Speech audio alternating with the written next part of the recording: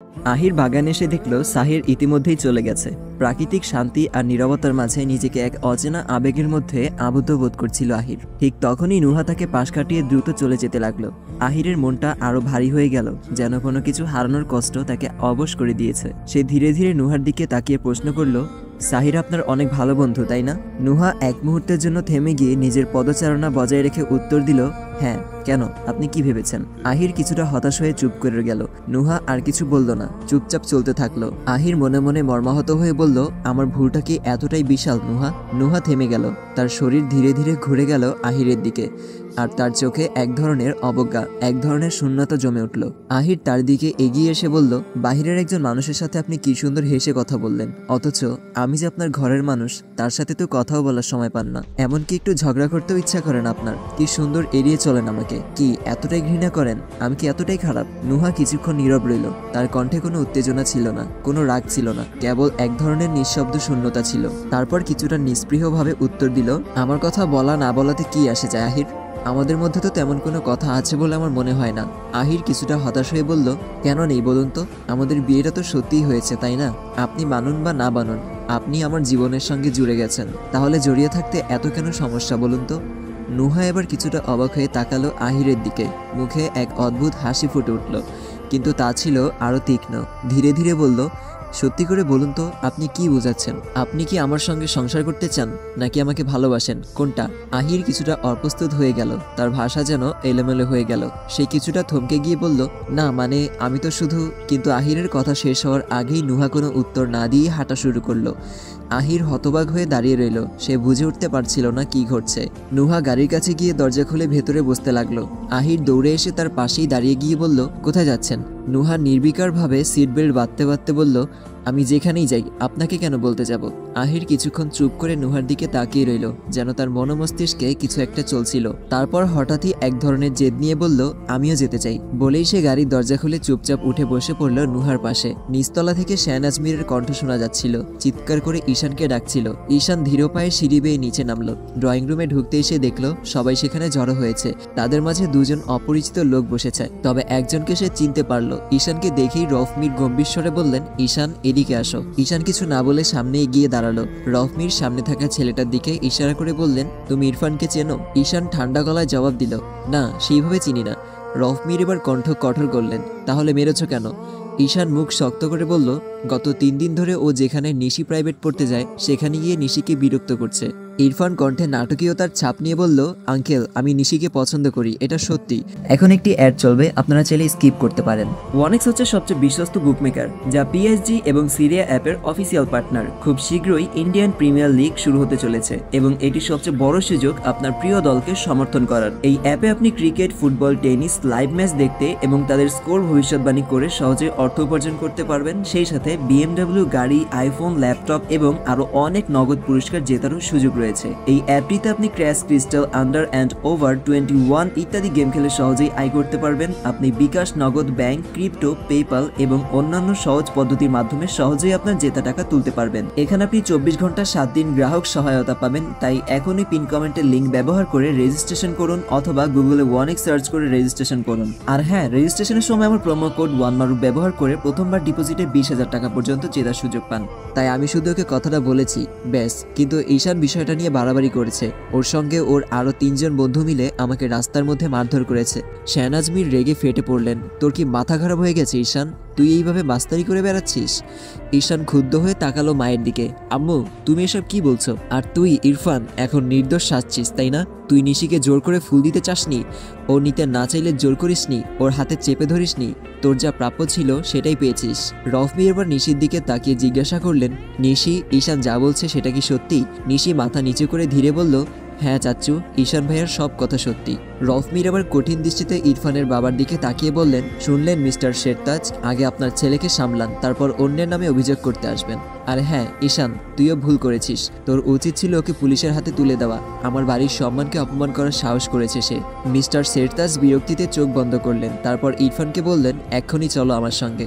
তোমার মতো ছেলের জন্য আজ আমার মান সম্মানের ধুলোয় মিশে গেল। তিনি রফমিরের দিকে তাকিয়ে কণ্ঠ নরম বললেন, মিস্টার মীর, আমার ছেলের হয়ে আমি ক্ষমা চাইছি, মাফ করবেন। এই বলে ইরফানকে নিয়ে তিনি বেরিয়ে গেলেন। ড্রয়িং রুমে কিছুক্ষণ নীরবতা, তারপর শেহনাজ মীর কড়া কণ্ঠে বললেন, ভাই তোমার কিন্তু ঈশানকে এভাবে প্রশ্রয় দেওয়া উচিত না। এটা নিয়ে 13 বার নালিশ এসেছে, কতজন যে নালিশও করেনি, ও কিন্তু বিগড়ে যাচ্ছে দিন দিন। ঈশান বিরক্ত হয়ে বলল, আম্মু তুমি যা ইচ্ছা বলো, কিন্তু আমি কিছু ভুল করিনি। শেহনাজ মীর গম্ভীর মুখে বললেন, আমি তোকে সামলানোর ব্যবস্থা করছি, তোর বিয়ে ঠিক করব। ঈশান হতভম্ব হয়ে তাকালো, কি? আমি এখন বিয়ে করব না? তুমি কি পাগল হয়ে গেছো? রফমিরও গম্ভীরভাবে মাথা নেড়ে বললেন, মা তো ঠিকই বলেছে, তোমার অনার্স শেষ হয়েছে, এবার বিয়ে করো, দায়িত্ব নাও। শেহনাজ তুমি মেয়ে ঠিক করো। এই বলে তিনি উঠে চলে গেলেন। ঈশান হতভম্ব হয়ে তাকিয়ে থাকলো। মামু তুমিও? তার অসহায় মুখ দেখে বাকিরা হাসি চেপে রাখতে পারছিল না। অবশেষে নিশি, অনন্যা আর সালমান জোরে হেসে উঠল। ঈশান হতাশ হয়ে সোফায় লুটিয়ে পড়ল। আরে ভাই, আমার কি এখনো বিয়ের ফুল ফুটেছে নাকি? আহির চারপাশে চোখ বুলিয়ে দেখল সারি সারি খাবারের দোকান, যেখানে প্রতিটি পসরা যেন এক অন্যরকম চিরন্তন আনন্দে ভরা। ফুচকা, ঝালমুড়ি, ভেলপুরি আর নানা রকম মুখরোচক খাবারের ভিড়। তার চোখে একটানা বিস্ময়ের ঝিলিক। সে কিছুটা অবাক হয়ে নুহার দিকে তাকিয়ে বলল, আপনি তাহলে এখানে আসতে চাইছিলেন? নুহা তার চোখে কোনো এক নির্লিপ্ত ভঙ্গিতে উত্তর দিল, আপনার কি মনে হয়েছিল? বলেই সে ঝালমুড়ির দোকানের দিকে পা বাড়ালো। আহির কিছুটা দ্বিধাগ্রস্ত হলেও শেষ পর্যন্ত তার পেছন পেছন হাঁটতে লাগলো। দোকানের চারপাশে মানুষের কোলাহলে যেন এক অদ্ভুত শান্তি ছিল, নুহার শান্ত মনোভাবের মতোই। ঝালমুড়ির কাগজের মোড়া প্যাকেটটাই হাতে নিয়ে নুহা প্রথমে আহিরের দিকে বাড়িয়ে দিয়ে জিজ্ঞেস করলো, আপনি খাবেন? আহির একটু হাসলো, তারপর রসিয়ে ঝালমুড়ির প্যাকেটটা নিয়ে মুখে পুরে দিল। ঠিক তখনই দোকানদার কৌতূহল নিয়ে জানতে চাইলো, তোমার সঙ্গে কে মা? নুহা এক মুহূর্ত চুপ করে রইল, আর সেই সুযোগে আহির নির্লিপ্ত গলায় বলল, ওনার হাজবেন্ড। দোকানদার চমকে গিয়ে বলল, তুমি বিয়ে করলে কবে? বাহ, বেশ মানিয়েছে তো তোমাদের দুজনকে, সুখে থাকো। নুহা দ্রুত টাকা দিয়ে দোকানদারের দিকে তাকিয়ে কোনো কথা না বলে হাঁটতে শুরু করলো। আহির মৃদু হাসলো, তারপর বলল, দেখে মনে হচ্ছে দোকানদার আপনার বেশ পরিচিত। হ্যাঁ, আমি প্রায় এখানে আসি। এতটুকু বলেই হঠাৎ করে নুহার পা ইটের সাথে ঠেকে গিয়ে সে পড়ে যাওয়ার আগেই আহির দ্রুত হাত বাড়িয়ে তাকে ধরে ফেললো। যদিও সে পড়েনি, তবুও নুহার পায়ের আঙুলের নিচে কিছুটা চোট লাগলো। নখ উল্টে সেখানে কিছুটা রক্ত বের হতে শুরু করলো। আপনি ঠিক আছেন? আহির নিচু হয়ে নুহার পায়ের দিকে তাকিয়ে বসে পড়ল। কিছু হয়নি, আপনি উঠুন। এইভাবে পায়ের কাছে বসেছেন কেন? আহির পকেট থেকে রুমাল বের করে নুহার পায়ের আঙুলে পেঁচিয়ে দিল। দেখছেন না রক্ত বের হচ্ছে, বাসায় গিয়ে ওষুধ লাগাতে হবে। নুহা বলল, আমি এখনই যেতে চাই না। নুহা খুঁড়িয়ে হাঁটতে শুরু করলো, তবে কিছুটা ক্লান্তি ছিল তার পদক্ষেপে।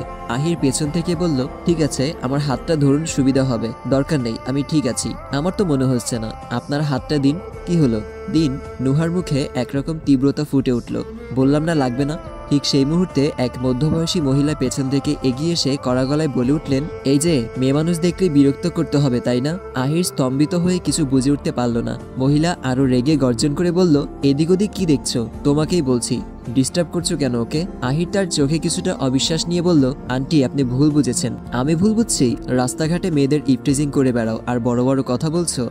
আহির অবাক হয়ে বলল, নুহা আমি আপনাকে বিরক্ত করছি? নুহা তৎক্ষণাৎ ঠান্ডা গলায় বলল, আসলে আন্টি আপনি ভুল বুঝছেন, উনি আমার হাজবেন্ড। মহিলা এবার সন্দিহান কণ্ঠে বলল, স্বামী যদি হয় তাহলে হাত ধরতে দিচ্ছিলে না কেন? ভয় পেয়েছো? নুহা এক গভীর নিঃশ্বাস নিয়ে ক্লান্ত গলায় বলল, আমি তো একবার বললাম উনি আমার স্বামী। আন্টি আপনি প্লিজ নিজের কাছে মন দিন, প্লিজ আপনি যান। মহিলা গজগজ করতে করতে মুখ ফুরিয়ে চলে গেল। আহির তার চোখে এক গভীর দৃষ্টিতে নুহার দিকে তাকিয়ে রইল। তার ঠোঁটে হালকা হাসির ঝিলিক। আহির নরম কণ্ঠে বলল, হাত দিন। আচ্ছা, আপনাকে দিতেই হবে না, আমি ধরছি। বলেই সে নুহার হাত ধরে হাঁটতে লাগলো। নুহা কিছুক্ষণ আহিরের দিকে অবাক হয়ে তাকিয়ে রইল, তবে কোনো কথা বলল না। শুধু কিছুটা অস্বস্তি নিয়ে আর কিছুটা বিস্ময়ের মিশ্রণে তার চোখে এক অব্যক্ত চুপচাপ শূন্যতা ছিল, যা মুহূর্তের শূন্যতাকে যেন আরো গভীর করে তুলেছিল। বসার ঘরটা সরগরম। সালমান, নিশি, অনন্যা আর ঈশান মিলে লুডো খেলায় মগ্ন। ঠিক তখনই দরজার পাশে দাঁড়িয়ে আহির সবাইকে লক্ষ্য করলো। হাতে করে আনা খাবারগুলো এগিয়ে দিল সবার দিকে। অনন্যা প্যাকেটটা নিয়ে বলল, এত কিছু, দারুণ কাজ করেছো ভাইয়া। বাকিরাও বেশ খুশি হলো, কিন্তু ঈশান ছিল চুপচাপ, মুখ ভার করে বসে আছে। আহির সেটা খেয়াল করেই বলল, কি রে ঈশান, এমন মন খারাপ করে বসে আছিস কেন? সালমান, নিশি আর অনন্যা মুখ চাওয়াচাওয়ি করলো, তারপর হেসে উঠলো একসাথে। কেন আবার? ফুফি বলেছে ছোট ভাইয়াকে এবার বিয়ে দিবে, তাই ভাইয়া মন খারাপ। অনন্যার ঠোঁট চেপে হাসলো। আহির অবাক হয়ে বলল, বলিস কি? এটা তো দারুণ খুশির খবর। কতদিন পর একটা ঝমকালো বাঙালি বিয়ে দেখবো, তাও নিজের ভাইয়ের। ওহ, কি যে আনন্দ লাগছে। ঈশান মুখ গম্ভীর করে বলল, আহির ভাই, আমার কি এত তাড়াতাড়ি বিয়ের বয়স হয়ে গেল? দাঁত গুনে দেখো, এখনো একটাও ভাঙেনি। আহির হেসে বলল, ও তো সমস্যা না, আমি নিজেই ভেঙে দিব। আচ্ছা তোরা খেল আর খাবারগুলো খা, আমি উপরে যাচ্ছি। ঠিক তখনই সালমান বলল, দাঁড়া দাঁড়া, তুই তো নুহা ভাবির সঙ্গে বাইরে গিয়েছিলি তাই না আহির? হুম, ডেট ছিল নাকি? আহির বিরক্ত হয়ে বলল, তোর ফাও কথা নিজের কাছেই রাখ, বলেই আহির উঠে চলে গেল। আহির চলে যেতেই নিশি কিছুটা মজা করে বলল, সবাইকে নিজের মতো ভাবে। সালমান মাথা নাড়িয়ে বলল, হ্যাঁ। নিশিও বলল, হ্যাঁ। ঈশান বিরক্ত হয়ে বলল, চুপ কর তোরা দুইজন, আমার মেজাজ খারাপ হচ্ছে। আহির ঘরে ঢুকিয়ে দেখলো নুহা খাটে বসে ফোনে কারোর সঙ্গে কথা বলছে। কপালটা একটু কুঁচকে গেল, তবে সরাসরি কিছু না বলে কাছে গিয়ে বলল, পায়ে ওষুধ লাগিয়েছেন? নুহা ভ্রু সামান্য উঁচু করে বলল, পরে লাগিয়ে নিব। তারপর আবার ফোনের দিকে মনোযোগ দিল। আহির চোখ সরু করে তাকিয়ে দেখলো নুহা কথায় বেশ মগ্ন। কিছুক্ষণ চুপচাপ দাঁড়িয়ে থেকে সে ফার্স্ট এড বক্সটা নিয়ে নিল। তারপর নুহার পায়ের কাছে মেঝেতে বসে একটানে নুহার পা নিজের হাঁটুর উপর তুলে নিল। নুহা চমকে উঠে ফোনটা তাড়াহুড়ো করে রেখে দিল। পা সরিয়ে নিতে গেল, কিন্তু আহির শক্ত হাতে ধরে রাখলো। এত নড়াচড়া করবেন না, আমি কিন্তু রুমালটা খুলছি, একটু কষ্ট হলেও সহ্য করে নেবেন। আরে আপনি কি করছেন, আমার পা ছাড়ুন। আহির বলল, বেশি কষ্ট হচ্ছে? তারপর আর কিছু পাত্তা না দিয়ে আলতো করে রুমালটা খুললো। ক্ষতটা দেখে এক মুহূর্ত থেমে গেল। তারপর সাবধানে ওষুধ লাগাতে শুরু করলো। ঔষধের সংস্পর্শে নুহা ব্যথায় চোখ মুখ শক্ত করে ফেললো, কিন্তু মুখ দিয়ে কোনো শব্দ বের করলো না। আহির সেটা খেয়াল করলো। ধীরে ধীরে ওষুধ লাগিয়ে মুখ দিয়ে আস্তে আস্তে ফু দিতে লাগলো, যেন ব্যথাটা একটু কমে। নুহার চোখ বিস্ময় বড় হয়ে গেল। সে অবাক হয়ে আহিরকে দেখতে লাগলো, কিন্তু আহিরের পুরো মনোযোগ ছিল নুহার পায়ের ক্ষতের দিকে। ঠিক তখনই দরজার সামনে এসে দাঁড়িয়েছিল নিশি। ঘরে ঢোকার জন্য এক পা বাড়িয়েছিল, কিন্তু যা দেখলো তাতে একেবারে থমকে গেল। বিস্ময়ে চোখ গোল হয়ে গেল তার। এরপর হঠাৎ পেছন থেকে কেউ ওর মুখ চেপে ধরে টেনে নিয়ে গেল অন্ধকার করিডোরের দিকে।